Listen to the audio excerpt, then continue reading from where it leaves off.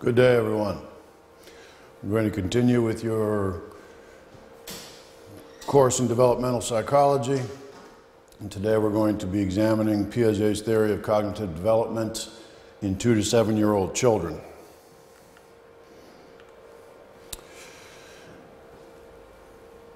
Talk very briefly here in a few slides about the characteristics of Piaget's stages. The cognitive development of 2 to 7-year-old children is one of those stages. So today we'll be focusing on the second stage of Piaget. The 0 to 2-year-old is the first stage. So each stage in Piaget's operational model is a structured whole and in a state of equilibrium. Equilibrium means balance, right? The stages are qualitative within the structures and quantitative between the structures. That is, this is a big word for quality, and this is a big word for quantity. So the things that occur within each stage are based on certain qualities changing, and the things that occur between the stages are things you can count, things that happen in an ordinal manner. Each stage derives from the previous stage and incorporates and transforms to prepare for the next. And there's no going back, that is to say, there is no regression. And we'll review all of these stages in a couple of slides here, I believe on slide number 5. So continuing with the characteristics of all stages, the stages follow an invariant sequence. So you have to go through all the stages because there's no skipping stages. This is not like when we were talking about the physical development from baby to toddler, from 0 to 2 years old, that some babies will physically skip a stage and go from crawling to walking without really standing up in between. In these cognitive developmental stages, we don't skip any stages. The stages are universal, means they apply to everyone. And there's no cultural impact in these stages. Children everywhere, children all over the world go through the same stages, no matter what their cultural background is. And we'll learn later in this presentation, culture will have some effect on how people learn and the degree to which they learn and how well their intelligence is testable based on their cultural background. So continuing with the characteristics of all stages, each stage is a coming into being, and according to Brainerd, there is a gradual progression from stage to stage. This is in agreement with Piaget. It's a comment upon Piaget's theory.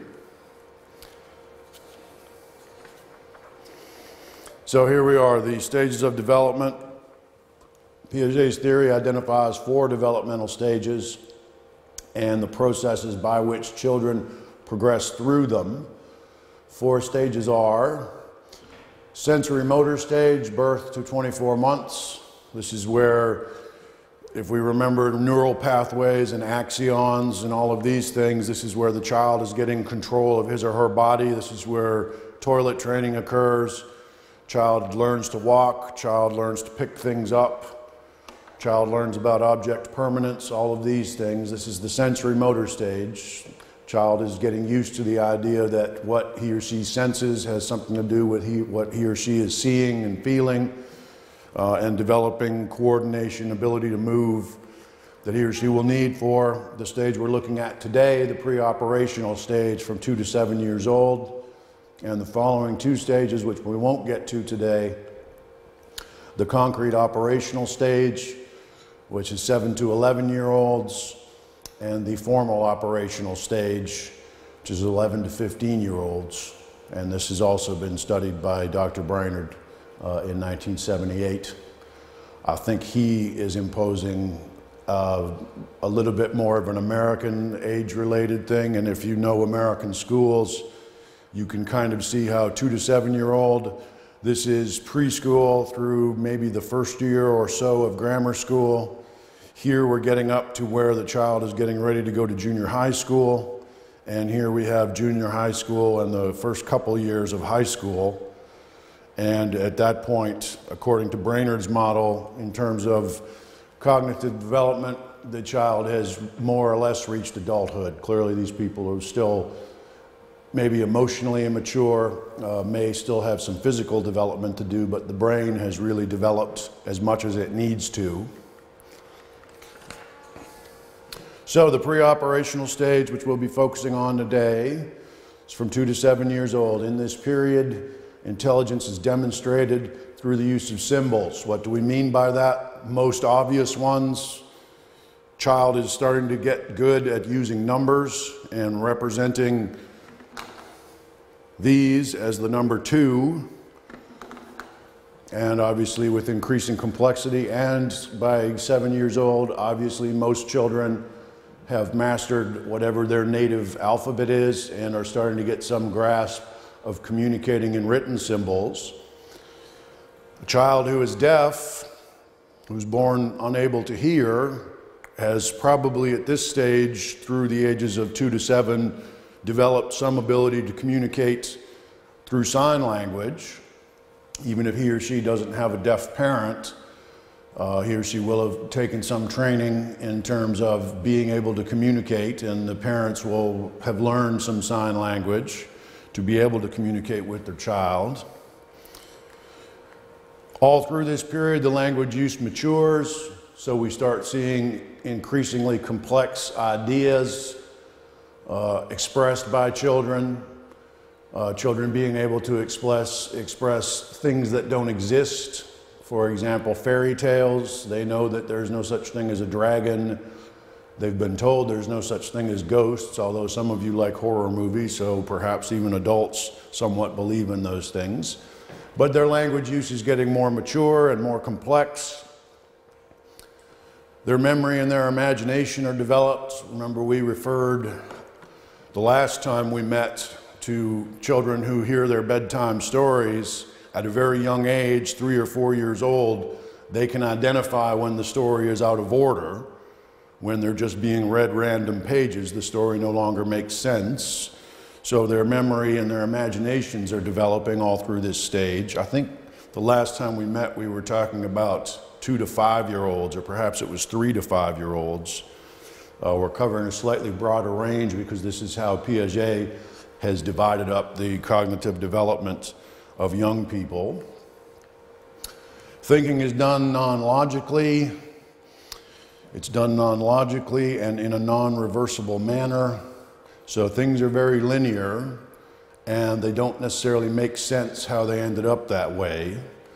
We heard the example last class of the children who knew that they were dealing with a cat, and when the cat appeared with a dog mask on, the young children, the 3 or 4 year olds, just accepted that the cat, I believe his name was Oscar, had turned into a dog, and that made perfect sense to them, whereas the older children, the 7, 8, and 9 year olds, all realized that Oscar must be wearing a mask. This is an example of this. The thinking isn't necessarily logical, and it's not reversible. We can't follow back to where we made a mistake. And as in all children, egocentric thinking predominates. In other words, the world tends to revolve around them. If you think of the solar system and the sun and the Mercury and Venus and the Earth and Mars, in a child's universe, the child is the sun and everything revolves around them. They're the most important thing. That's also the way they've been raised.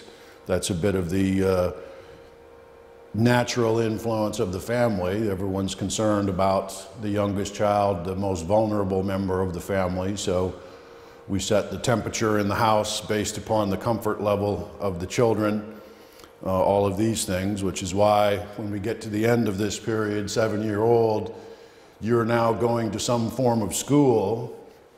You're hanging around with a bunch of other small people who all believe that they're the center of the universe, and you have this social leveling mechanism where the children learn, I am not the center of the universe, I am one very small part of the universe, I'm very important to my mother and father, I'm a little bit less important to my teacher, and I'm not very important at all to most people. And this is part of the whole socialization that a child goes through when he or she goes to school for the first time. So continuing with the pre-operational stage, child learns semiotic functions. Semiotics, we're talking about language. So language develops. Child uses symbols to represent ideas. In an earlier presentation, we saw how a child's representation of a house gets much more complex as he or she moves towards this 7-year-old range, where the house is now very recognizable. 4 sides with a roof and windows, plants outside. Okay, that is also a symbol to represent an idea. In this case, perhaps the ideal home, or what I imagine my home to be.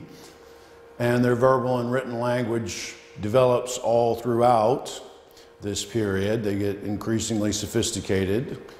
This is where children are starting to get good at inventing their own stories.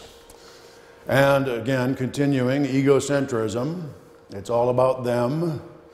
They can't differentiate between themselves and the world, since the world revolves around them. If they're stuck in traffic, they don't understand that the traffic can't magically go away. This is not them as the King of England. They are just a very small person, and they get stuck in traffic just like everyone else. Continuing with the pre-operational stage, children at this age manifest a rigidity of thought, inflexibility. This is the way something should be. This is the way something is. There's no shades of gray. They tend to focus on one aspect of an object. They also manifest semi-logical reasoning, which is they get the general idea of something. They may not understand all the cause and effect for why we are sitting in traffic today. Why are we wasting our Saturday? Today's a Saturday.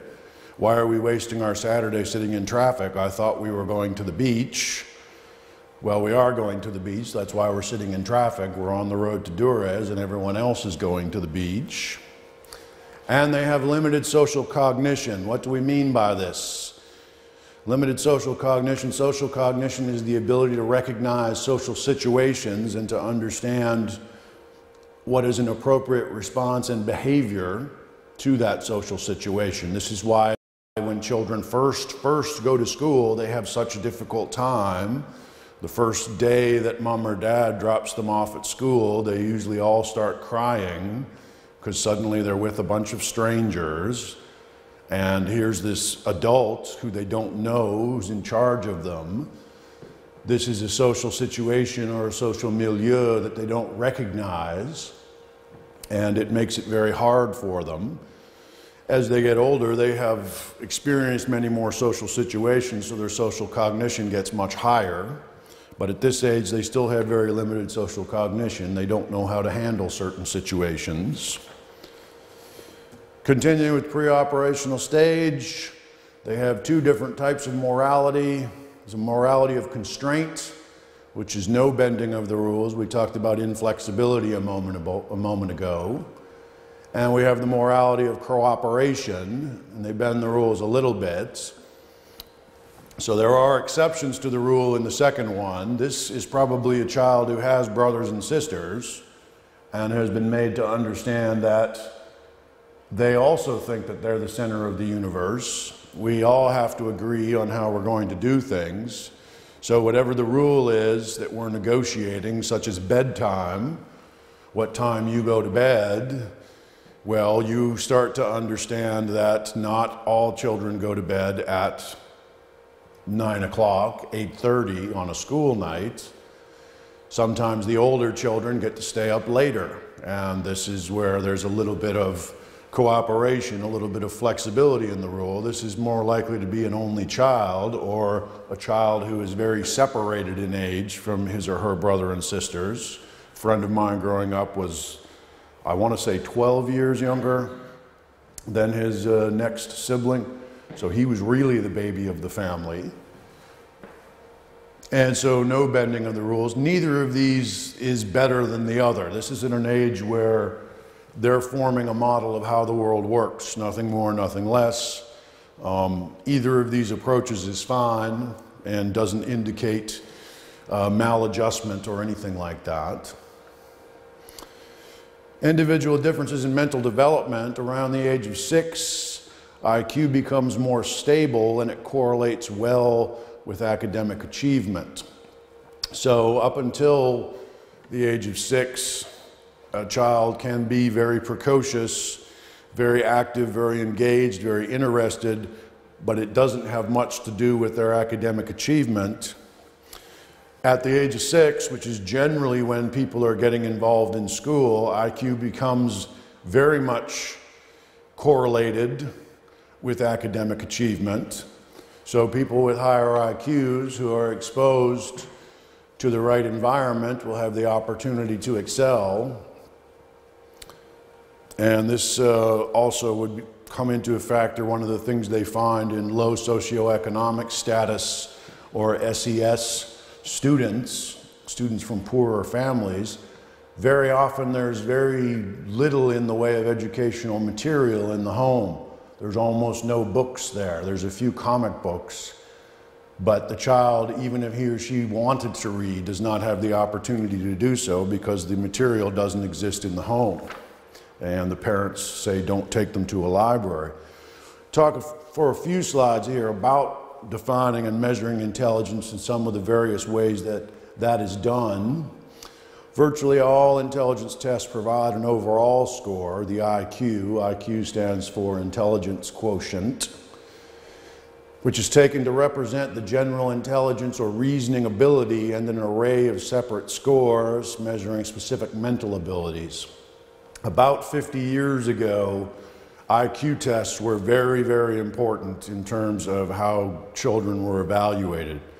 In the last 50 years, we've moved away from them a lot. We still use IQ tests, but we understand that there are a lot of culture and economic biases in the way those tests are designed so that they don't necessarily accurately measure people's real mental ability. So, continuing with the defining and measuring of intelligence, intelligence is a collection of many mental capacities, not all of which are included on currently available tests. An example of this would be emotional intelligence or intuitive intelligence, the ability to understand the emotional environment of a situation. This is not something that's easily testable. A lot of people, to stereotype a little bit, a lot of women would score very high on emotional intelligence and a lot of men would not. Again, a stereotype, certainly lots of exceptions to the rule, but that's not something that's very easily testable, and there is one test we'll talk about today that boasts that it can measure emotional intelligence. Statistical technique called factor analysis determines which sets of items on an intelligence test correlate strongly with one another. So if you do well in categories A and C and D, it might mean you're very good at math, or it might mean your son or daughter has a lot of potential as a musician. They have the kinds of skills that those people generally do. Doesn't mean that they will, but it just shows a correlation between them. Representative intelligence tests, group-administered tests permit large numbers of pupils to be tested at once and require little training of teachers who give them. These are the kinds of IQ tests most of us took when we were in school. I don't remember the last time I took an IQ test during my public school career, which I went to public elementary and high schools, and I want to say maybe the 9th grade was the last time. So when I was about 14, I might be wrong about that. It might be a little bit younger than that. I certainly didn't take any intelligence tests in my last 2 years of high school. I'm sure I would remember those. But they're good because you're giving out a multiple choice test. The multiple choice test is going to go into a computer. The person who's giving the test does not have to be particularly well trained in interpreting the data, whereas individually administered tests demand considerable training and experience to give them well, to do a good job at them. And this would probably be a test that involves, say, more writing, perhaps interpretation of designs and drawings. Again, that requires more training. Continuing with defining and measuring intelligence, another one that's quite common is the Stanford-Binet intelligence scale.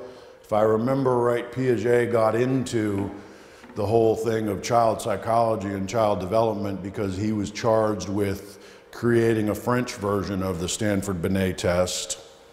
And he was interested in talking to children and how they arrived at a right or wrong answer, what was their reasoning process, and that's what got him involved in this whole child psychology thing.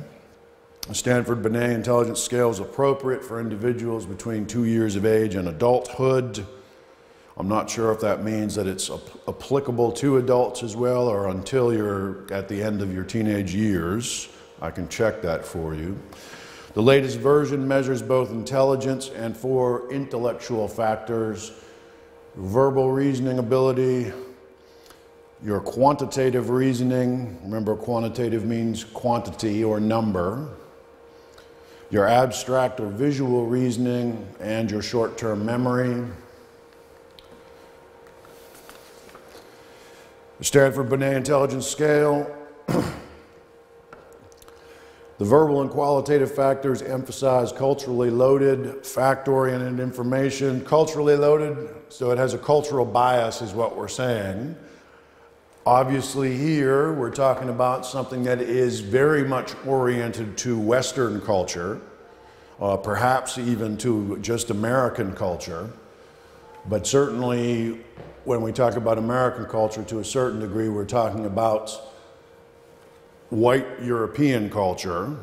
Most American education and most European education is ultimately founded upon the Greeks and the Romans. We're not very interested in the background that the Arabs have provided to the intellectual world, although they're very involved with early math and algebra and things like that. But the philosophical underpinnings of American education and therefore intelligence are all kind of based on certain assumptions that draw from the European tradition and draw from both a white and a Christian history, even though Greeks and Romans are not, well, Romans are somewhat Christian. Greeks and Romans are not considered Christian cultures. The abstract visual reasoning factor tests the children's ability to see complex relationships and is believed to be less culturally biased. If you've ever taken one of those intelligence tests where you saw a series of 3 diagrams, such as you had diagram 1 that had 3 stars, you had diagram 2 that then had 5 stars in a pattern that somehow incorporated the first one, and then you had a diagram that had 8 stars, and then you had your choice of 4 diagrams, you should be able to make an assumption that the next one should be 12 stars, I think, if I'm doing that right, because it increased by 2 and then it increased by 3, so it's reasonable to assume that the next diagram should have 12 stars in it. And that's less culturally biased. That's something that someone can do without necessarily being white or Caucasian or Christian. So continuing defining and measuring intelligence, another type of test we have is the Wechsler intelligence scale for children. 3, and the 3 here means obviously it's into the 3rd version. So it's been new and improved twice. The Wechsler intelligence scale for children, 3 is appropriate for 6 through 16-year-olds. And the Wechsler preschool and primary scale of intelligence revised, so that's actually number 2, is appropriate for children 3 through 8. There can be some overlap there if you had a heterogeneous group.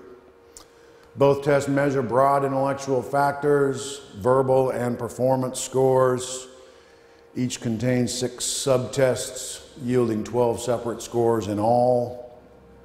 So you'll alternate between a verbal and a performance and a verbal and a performance until you've got 12. Usually on standardized tests like this, they're also testing a new section, so you'll probably take 13 total sections, and one of them will be a test section that has nothing to do with your score. that the company is then taking data from this new section and deciding how to modify it and when to use it and incorporate it into their test. Continuing with Defining and Measuring Intelligence and the Wechsler Intelligence Scale for Children, 3rd edition. The Wechsler provides one of the first means through which non-English speaking children and children with speech and language disorders can demonstrate their intellectual strengths. The Wechsler tests were the first to be standardized on samples representing the total population of the U.S., including ethnic minorities. So we still have a cultural bias that favors the United States. And an example of this would be, even though a child from England speaks English, you're 6 years old, you're 7 years old, the questions that you face on a test like this are going to use American vocabulary. So British people talk about this, well, pretend this is a flashlight. If you're American, it's a flashlight. If you're British, it's a torch, whereas in America, a torch is the thing the Statue of Liberty has. So even very basic things like that are going to slow a child down because he or she is not from the United States. So there's still a cultural bias, but it definitely has been tested on people from all walks of life, from all ethnicities, such as African American, such as what in the United States we call Native American, what we used to call Indians, Native Americans, indigenous peoples, peoples who are native to North America, as well as immigrant populations, 2nd, 3rd, 4th generation, doesn't matter. Where I grew up on the West Coast, we have a lot of people from Asia, especially East Asia, so you have 3rd and 4th generation Japanese Americans, Chinese Americans, Korean Americans, Philippine Americans who are born and raised in my country. They might have what we call home discourse issues, but they attempt to address this in the Wechsler Intelligence Scale.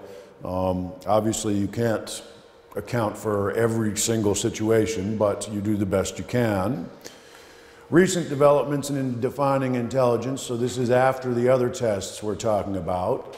Some researchers conduct componential analyses of children's IQ scores by looking for relationships between aspects of information processing and intelligence test scores. So the efficiency of how they process information. One disadvantage of the componential approach is that it regards intelligence as entirely due to causes within the child. So this does not take into account anything about the child's environment, the socioeconomic status of his family, her family, whether or not his or her parents are native speakers of English, doesn't take into account any of these things. This is a complete nature argument in this componential analysis. And we get into another theory here, Gardner's theory of multiple intelligences. And Gardner's theory identifies at least 8 independent intelligences on the basis of distinct sets of processing operations that permit individuals to engage in a wide range of culturally valued activities. And Gardner argues that each intelligence has a unique biological basis, a distinct course of development, and different expert performances. So Gardner here is arguing for the nature aspect of things, but he's not done.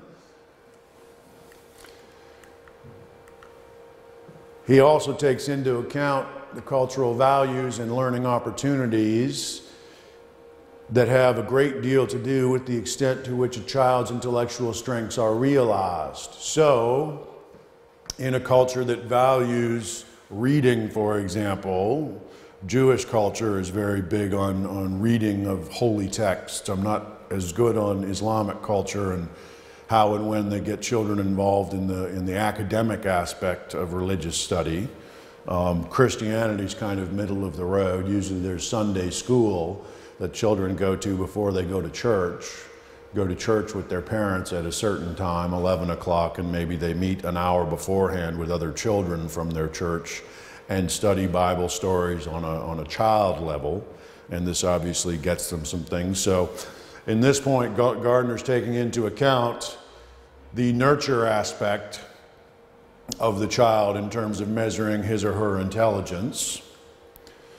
But Gardner's theory is yet to be firmly founded in research, so it remains a theory and not something like Piaget, which has largely been proven multiple times. So continuing with Gardner's theory, nevertheless, his theory highlights several intelligences not measured by IQ scores, such as emotional intelligence. I mentioned that earlier. You can think of this, the stereotype is we call this women's intuition.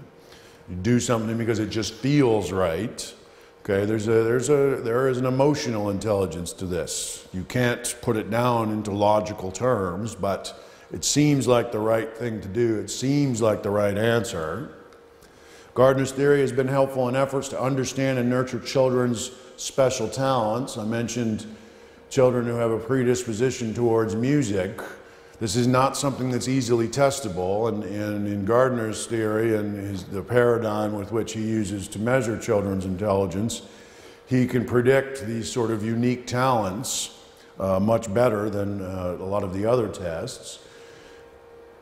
Explaining individual and group differences in IQ scores or in the intelligence quotient. American black children score on average 15 IQ points below American white children, although this difference is shrinking. Let's discuss this for a moment, and this will help us understand the next point. This does not mean that black people are dumber than white people. What this means is the traditional IQ test is skewed towards American white culture, especially American white Christian culture, just some of the assumptions that the test makes. And American black children may not be from that particular culture. If you don't interact with, if you don't come from a highly integrated society, okay, a lot of areas of the United States are predominantly black or predominantly white. And it just, one town is a black town. An example being, I'm from Mississippi. I remember telling a story once to someone from that part of Mississippi about a student from a town called Prentice, Mississippi, and just sort of mentioning parenthetically, oh, that student's African American, that student is black. And the person just sort of interrupted me and said, yeah, I know, she's from Prentice. And so apparently this town Prentice, which I'd never been to at that time, I've been through there once or twice since, is almost exclusively black town. There's no white people there. So these kids who go to school there are not exposed really to white culture, and vice versa. There are parts of the United States that are very much white, predominantly white, and it's not necessarily because there's segregation, but you know, out where I live, I don't think I ever met anyone black until I was maybe 15 or 16. There just aren't any black people in my part of the country. And this also, our first point, to return to that, is helps we understand this better. The gap between middle SES and low SES children is about 9 points. SES, think of this as income, socioeconomic status. So middle socioeconomic status, middle income children and low income children, that is the financial situation that their family is in. So the low income ones are scoring 9 points below. So going back to the first one, black children are much more likely than white children to be from a low socioeconomic status family. So there's the cultural bias that favors white children, and there's also the socioeconomic and cultural bias that's working against black children. There's considerable variation within each ethnic and socioeconomic group. So you're testing a group of black children, and they score from very low to very high. You're testing a similar size group of white children. The lowest scores are not going to be as low as the black children. The highest scores are going to be higher than the black children. Again, these are all averages. but there's obviously going to be a lot of overlap in between, right? The IQ score is out of around 200, I think. I think it's possible to score 220 or something. I forget what the traditional IQ test range is. I'll know usually when you watch a court TV show and they're talking about whether someone has a high enough IQ to be tested to be tried or to be accused of a crime as a rational adult, they have to score, I think, 90 on an IQ test. It might be 80, but maybe it's 90. It's somewhere in there. And to be considered very, very smart, you have to have a score of 150 or higher. I know it's possible to get 180. I think it's possible to get 200, possibly 210. I don't know that there's such thing as a perfect score. As I said, that's an older test. They don't use IQ tests very much anymore. And explaining individual versus group differences in IQ continued. We obviously, in all of these, get into the nature versus nurture argument. Identical twins have more similar IQ scores than do fraternal twins. So people with the same DNA versus very similar DNA have more similar IQ scores. Now, this doesn't mention whether this is a twin study where these twins have been raised separately, which would be more useful to us. A lot of twin studies, when they're looking at nature-nurture arguments, they examine twins who were put up for adoption separately, which used to be fairly common. These days, adoption is just a lot less common. I'm not sure how often they separate twins anymore. On the basis of twin studies and other kinship information, current researchers estimate that about half the differences among children in IQ can be traced to their genetic makeup. So this is nature. About half the difference, if black child, white child are different by 15 points as they were in our last slide, about half of that difference, 7.5 points, is based on DNA, that my DNA says I'm likely to be smarter than you. Adoption research confirms the balanced position that both heredity and environment affect IQ scores. The other half comes from how you were raised, whether or not there's books in the home, whether or not your parents are high socioeconomic status or low socioeconomic status. Do you have the conditions to learn in, or is the television essentially your babysitter?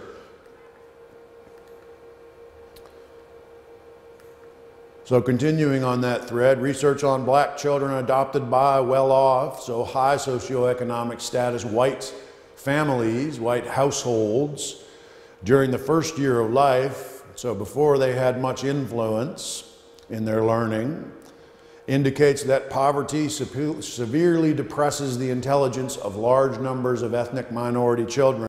So as I indicated to you 2 slides ago, black children and Hispanic children, immigrant children in general, are much more likely to come from low socioeconomic background and therefore have their intellectual development slowed or impaired by the lack of stimuli in their environment. Okay, fewer books in the home, fewer opportunities to go to the zoo, things like this. Mother and father work full time, they work 2 jobs. We have babysitters who don't care that much about us, this kind of thing. We just get put down in front of the television and we watch cartoons. Okay, the learning experiences aren't there, so the intelligence doesn't develop as robustly as it is likely to do if you come from a high socioeconomic and especially white family in the United States, in most of Europe, I would say, as well.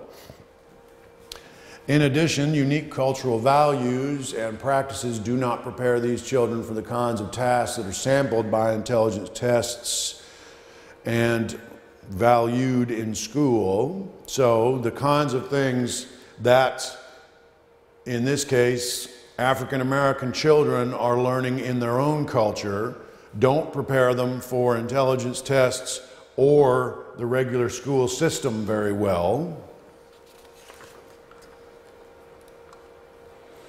So to continue with that, cultural influences, language customs are important. Ethnic minority subcultures often foster unique language skills that do not fit the expectations of most classrooms and testing situations. Most obvious example I can use here is right here in this room. Almost every one of you has a relative, whether it's a close relative or whether it's a second cousin, who is now living in the United States or living somewhere in Europe where they're not speaking Albanian or Turkish on a regular basis, except at home. But in the public school system, they are studying the language of the country to which they've immigrated. And so therefore, while they may be developing their mind by becoming very bilingual if you're in the United States, in English and in Albanian or in Turkish, we've got both in here, maybe developing both of those skills very well, this is not something that's testable in an IQ environment. And that student who is fully bilingual by the time he or she's 7 years old is testing low on an IQ test because their other faculties that they're being tested on IQ tests do not in any way monitor their language ability in terms of being able to learn language. The anthropologist Shirley Bryce Heath observed that black adults ask children very different kinds of questions than is typical in a white middle socioeconomic status family. So black families in their verbal interaction with their own children are not asking the sorts of questions that are going to make those students likely to test high on an intelligence test in a predominantly white school system. And all school systems are predominantly white. It's the predominant culture in the United States. So there's an inherent bias towards white educational system. And continuing with explaining the individual and group differences, Mehmet, could you pay attention, please? Familiarity with the test content. Evidence indicates that the amount of time a child spends in school is a strong predictor of IQ. So children who, for example, belong to after-school programs, so then who have a complete day of school, I don't know how long a day of school is these days, 6 or 7 hours, I imagine, and then have an after-school program that may be academic, may not be academic, are then more likely to do better on IQ tests. They're having what we can think of as immersion, if we think of this in terms of language learning. They're having an immersion with an educational experience. And we can also, of course, think of that as being a nurture environment. Children who spend a lot of time in school do well on IQ tests. Children who miss a lot of school, who are perhaps a year behind in school for whatever reason, perhaps a very bad illness or something, and they missed a lot of school and had to repeat a year. This is likely to adversely affect their IQ. Teaching children the factual knowledge and ways of thinking valued in classrooms has a sizable impact on their intelligence test performance. So teaching not what is on the test, which is what people often do when they're faced with having to give their students a standardized test, but teaching them how to take tests, teaching them how to be successful test takers. We all know multiple choice tests. If you're not sure, you should guess anything but A. A is the least likely response. If you don't know, it's not 25%. For whatever reason, when people design tests, A is the lowest percentage. So if you're just going to guess, always guess B, C, or D. Of course, if those of you who watch Millionaire like I do on Monday nights, it's fun watching me watch Millionaire because I don't speak Albanian and I can still get the right answer a lot of the time, about 50% of the time. But if you know the right answer is one of two, then obviously you want to guess the one of two. But teaching test-taking skills and the types of thinking that tests are interested in evaluating will help a student a lot more than a student who has no idea what's on the test, okay? Everyone gets a little bit of anxiety when they sit down to a test. We all know your reading comprehension for the test taking directions, your reading comprehension is going to fall off quite a bit, and you're not going to follow the directions well. So understanding the type of intelligence the test is interested in measuring is going to help you understand what the answer likely is if you don't know it. Continuing with an explanation of group differences in IQ scores, reducing the cultural bias in intelligence tests. Many experts acknowledge that IQ scores can underestimate the intelligence of culturally different children. Again, this goes back to the Albanian or the Turkish girl who is in the United States and is in an American school system. He or she speaks English excellently, but doesn't speak English at home. Watches a lot of, they have awesome satellite programs in the United States. Doesn't matter where you're from, you can sign up for a cable package and get television from your home country and watch movies. You can watch the Turkish, what's the Turkish soap opera that's on right now? Mehmet Süleyman, whatever. Yeah, Süleyman is on Albanian screen now 3 nights a week. It's a very wonderful epic about the great Süleyman. You can watch that in America if you have the right cable package, I guarantee you. But that child's intellectual development, when he or she is tested in his or her school, is going to test as not as high because he or she's not watching American television. Not that television is that great, but if you're going to watch a historical drama, you should probably watch one about America rather than one about Turkey, although the Süleyman show seems pretty good. I just don't understand Turkish, so I just sort of go by it a lot. See commercials for it. In a testing approach called dynamic testing, the adult introduces purposeful teaching into the testing situation to see what the child can attain with social support. This approach is consistent with Vygotsky's concept of the zone of proximal development. Again, this goes back to what we were saying on the previous screen. Teaching children the factual knowledge and ways of thinking valued in the classrooms has a sizable impact on their intelligence test scores. This is exactly what's being said here. We're teaching how tests are designed, test-taking skills, what the tests are looking for, analyzing what you're being asked to do really helps a child succeed quite better. Many minority children perform more competently after adult assistance. So again, you're not teaching the content of the test, you're teaching the structure of the test. You're going to see 20 multiple choice questions. They're interested in vocabulary. So the sample sentence, you don't have to worry about the content. All you have to worry about is this is a noun, this is a verb, this is an adverb. You're identifying parts of speech. Explaining how the test is structured is going to help a minority child or a culturally different child succeed much better. Intelligence tests are useful measures when interpreted carefully by examiners who are sensitive to the impact of culture on test performance. So, if you have one of those completely anonymous test sheets and it comes out of a computer, all I can do is tell you this is this student's IQ score.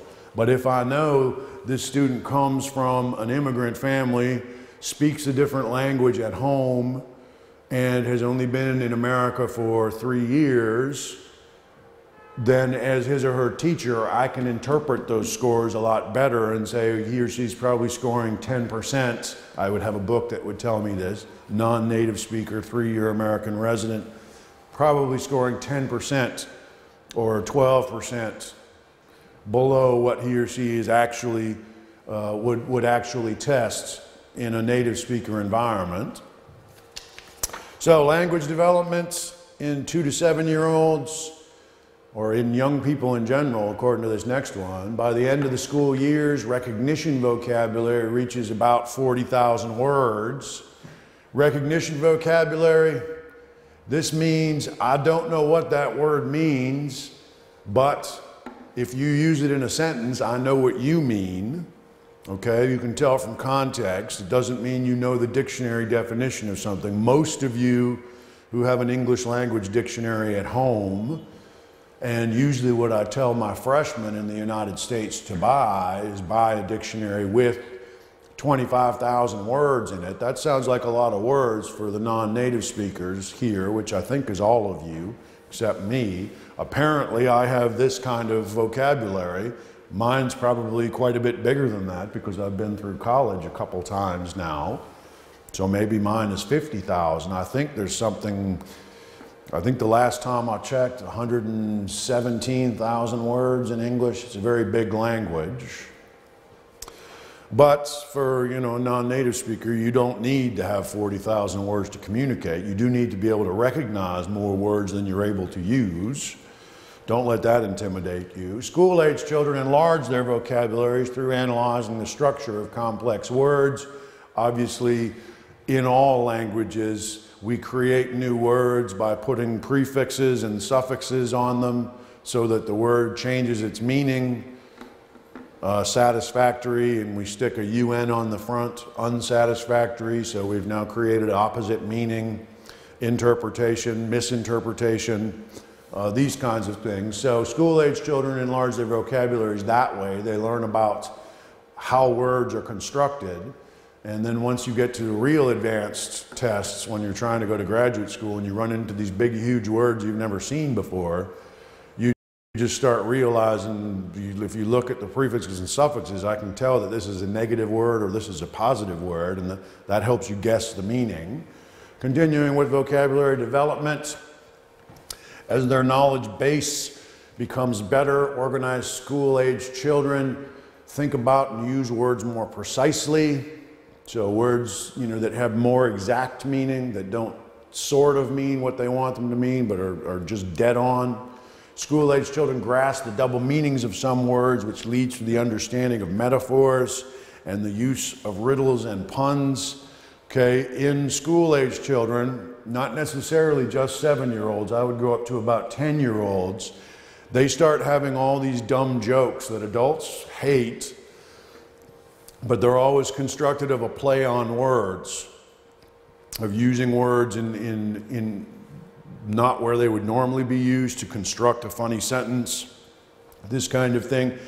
One of the things that's difficult about humor, and the reason why is because of this, that there's so many double meanings and the way humor is constructed. So if you're studying a foreign language, it's always hard to understand jokes in a foreign language. Very few comedians, if you think about it, in your own languages, are from another country. I can only think of one example where someone was, the guy who immigrated from Russia to the United States. He became a fairly successful comedian, but a lot of his comedy was based on misinterpretations and funny linguistic situations that he would find himself in. So humor is always a very late acquired skill. The grammar for school-age children, use of the passive voice expands during middle childhood. Passive voice, for those of you who are not so new to grammar or not so fresh with grammar, I don't have my phone. My phone is charging. We'll use this as my phone. This is now a phone. Okay. Somebody made my phone. We know that. That's active voice. But generally, we don't care who made my phone. We care about my phone. Oh, where's your phone made? That's a passive voice question. My phone is made in, we'll say Korea. I think it's a Samsung. Kensington is apparently a Samsung brand. All right, so that's passive voice. Children start using passive voice. Passive voice is a fairly complex construction, understanding that the object is the subject of the sentence. Advanced syntax, fortunately adults get out of the habit of using it. Another grammatical achievement is the understanding of infinitive phrases. To be or not to be, that is the question, famous Shakespearean one. I want him to be on time. I want him to be the next president. I'm using to be all the time. I want him to run for president. Okay, in a lot of languages you can't use infinitive phrases. English we use infinitive phrases all the time. And appreciation of subtle grammatical distinctions is supported by metalinguistic awareness. I wouldn't worry too much about that. Their grammar is getting more complex, and it's not just through what they learn. Most children learn their grammar through modeling, and then they analyze as they learn grammar in school. Everybody hates grammar, even if you're learning a foreign language, but when you're learning your own language, everyone hates grammar. Grammar classes are inherently boring. because you already speak the language fluently, and now you're being asked to analyze how the language is constructed. It's not very exciting. So they're not learning this stuff. It's happening naturally, and it happened naturally to you in your own language. Pragmatics. Improvements in pragmatics, the communicative side of language, take place in middle childhood. This is negotiation, shades of gray, double meaning. Sometimes people are telling you white lies or not telling you when mom and dad don't tell you the whole truth because you're too young to understand. This is not for little kids to know about. Okay, parents do this all the time, and they don't call that lying, but the child knows information's being withheld. This is an example of pragmatics. Children become better at adapting to the needs of listeners in challenging communicative situations. Children understands that there's a certain code that you use within the family, and that when I'm talking to a stranger, when I'm talking to my teacher, for example, I have to explain a little better. In my family, when you said back east, that meant Ontario. So I realized very quickly when my teacher said, did you travel at all this summer? And I said, well, we went back east. That meant nothing to her. I think I had all female teachers in elementary school until I was about 10 or so. I had to say we went to Ontario for a couple weeks. Oh, isn't that nice? I grew up in Canada, so we would go to Ontario on vacation. Conversational strategies also become more refined. For example, older children are better at phrasing things to get their way, and they are sensitive to subtle distinctions between what people say and what they really mean. Again, this is the filtering mechanism, an example of this, filtering mechanism that parents or even teachers use, where children know I'm not being told all the information, and it's being withheld from me because I'm a child. Doesn't seem fair. Children's learning behavior in school, what affects it? Class size, very important, something that's talked about all the time. Small class sizes are beneficial because teachers spend less time disciplining. That's a negative word. Teachers spend less time controlling the classroom and more time giving individual attention. And the children's interactions with one another are more positive and cooperative. Now, this is also a little bit of cultural influence here.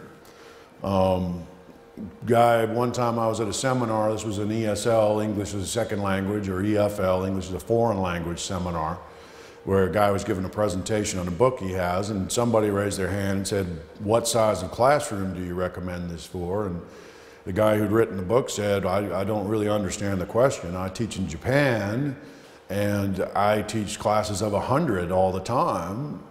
And that sort of shocked us all. It shocks me even to think about it. I've seen classes that big, but I can't imagine teaching a language classroom in that environment.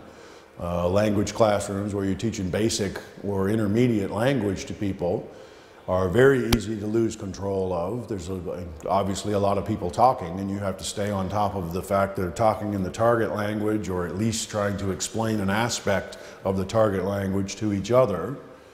And apparently these Japanese kids could set themselves off in little groups of 5 to 10, and he'd start them on various tasks and go around and monitor them, and it would work. So obviously there's a cultural thing involved in class size, but for, let's say, a North American or Western European group of students, a small class size is better than a large class size. Also, when class size and pupils are more satisfied with the school experience, when class size is small, teachers and pupils are more satisfied with the school experience. Learning advantages of small classes are greatest in the early years, so you really need to avoid warehousing kids when they're very small, because they need attention. Remember, at this particular developmental stage, they still think they're the center of the universe. And it's much easier to feel that way in a classroom with 10 people in it than it is in a classroom with 30 people, right? So it's very hard for the teacher to pay enough attention to everybody in a very large class when someone is 6 or 7 years old. You need to keep the class size down. Teacher-student interaction. Disappointing finding is that American teachers emphasize rote, repetitive drill more than higher level thinking. I think that's true everywhere. I wouldn't blame American teachers for that. There's plenty of teachers in this university who seem to do that, and this is university teachers. You know, don't actually think for yourself, just memorize what I teach you and be able to recite it back to me. But that's old educational model, so a lot of those teachers are also teaching the way that they were taught rather than trying to do things differently. Well-behaved, high-achieving pupils experience positive interactions with their teachers. This is normal. Those are what we call the front end of the bell curve. Those are the people who are a pleasure to teach, the ones who like to sit right here and talk to the teacher, ask little intimate questions all the time. But the important part of this is the educational self-fulfilling prophecy is the idea that children may adopt the teacher's positive or negative attitudes towards them and start to live up to those views. So if the people in the back row are my troublemakers, and I constantly emphasize that people in the back row are troublemakers and they're generally bad students, eventually a young child is more likely to start acting like a bad student and being a bad student. Grouping practices, different ways we can do this. Often pupils are assigned to homogeneous groups or classes in which children of similar achievement levels are taught together. So we have Group A and Group B of the second year. Ability grouping of students widens the gap between high and low achievers. If Group A is all the kids who scored high on the IQ test, and Group B is the more average to lower achieving students, so you can't see that hand, then by putting the advanced group together, they're going to keep climbing at a faster rate than the more average ones. As a parent, you think that's awesome if your kid is in the advanced group. If your kid isn't, then you don't think that's so great. So the achievement gap will become larger if you split them up that way. Another approach to grouping is to increase the heterogeneity of pupils in multi-grade classrooms. People who would otherwise be assigned to different grades are taught together. So here, this is something that used to happen a lot when I was in school. We used to have what we called split classes. There would only be enough students for one grade 6 but not 2 grade 6 classes, and one grade 7 but not 2 grade 7 classes. And so one teacher would get half of the overlay of each of those. And so I was in a split class, I want to say at least once, twice in my 7 years of elementary school, maybe 3 times. I'd have to think about that for a while. First grade, definitely not. I think grade 3 and 4, whatever, doesn't matter. Point being, they're advocating that rather than try and teach the 3rd grade, okay, you guys work on that, now I'll teach the 4th grade for a while, okay, you guys work on that, go back, teach 3rd grade, which that's what my teachers did back then. What's being advocated here is that if we're mixing up students who are in different grade levels, we should try and teach them both grades, the content together. A lot of people I know who skipped a grade were in a split class and sort of insisted on doing the work for the older kids and were successful with it, and eventually got to jump over a grade and start something else, be a year ahead of their peers. Peer tutoring is an aspect of mixed-age classrooms that makes them particularly cooperative. This is where you have older students helping younger students for collaboration between, I would probably say among heterogeneous groups to succeed. Children need extensive training and guidance in cooperative learning. This is training for both the older students who are going to be acting as mentors. Obviously, not all of them are going to be experts in math, and we're working on math together, but one of the ways that we learn a skill well is by teaching it to someone. If you are learning English and you're a little bit more advanced than either your classmate or let's say your younger brother or sister who's a year behind you, this irregular verb to be in English, highly irregular, you going over the verb with them over and over again and when it's used and how it's used is going to help you master it. So teaching someone, acting as a tutor, you don't have to be an expert, but it'll help you become much better at using something. And that's a very important part of all cooperative learning. This is something that I like to use in all my classes. Those of you who've taken class with me in a fixed classroom know that. So we'll stop there, we'll take a break, and we'll come back in a little while here. Any questions we have, we'll take then, if that's all right.